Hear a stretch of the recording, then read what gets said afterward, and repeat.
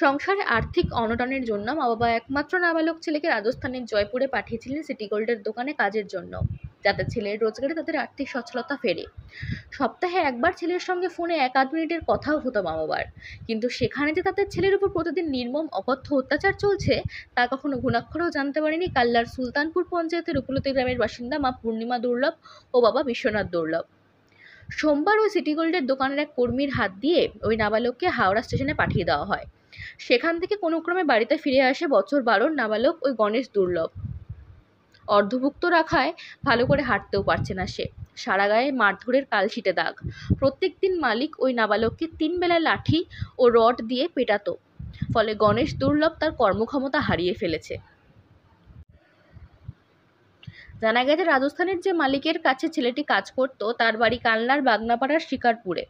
গালভরা আশ্বাস দিয়ে নাবালক ছেলেটিকে নিয়ে গেছিল রাজস্থানে। মঙ্গলবার ওই নাবালকের মারধরের ছবি ভাইরাল হতেই কালনা থানার পুলিশ পৌঁছে যায় তার বাড়িতে। মালিকের বিরুদ্ধে অভিযোগপত্র লিখে নেয় তারা। আচ্ছা রে বাবা, তুই সব বলবি। দেখুন ছেলেটার কি অবস্থা, দেখুন বাইরে এই বাচ্চাটাকে কাজে নিয়ে গিয়ে কি মেরেছে দেখুন। পারলে আপনার এর ব্যবস্থা নেন, প্রশাসনিকভাবে যে কোনোভাবে এর ব্যবস্থা নেন। এই মিডিয়ার মাধ্যমে আমি পাঠাচ্ছি, আপনারা দেখেন দেখেন এই বাচ্চাটার কি অবস্থা, মেরেছে কেমন দেখেন, মেরেছে কেমন দেখেন।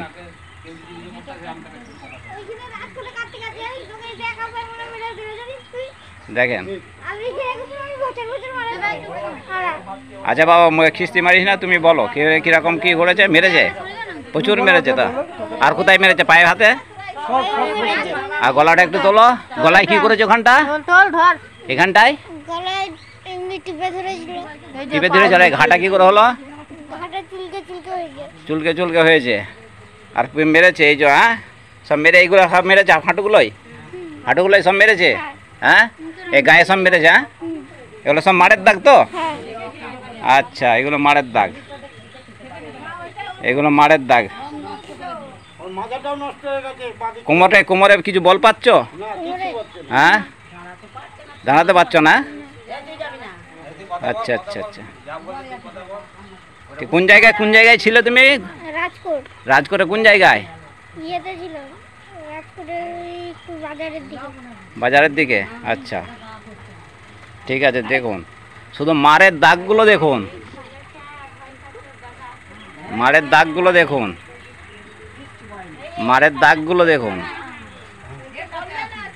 বিভৎস মার, বিভৎস মার।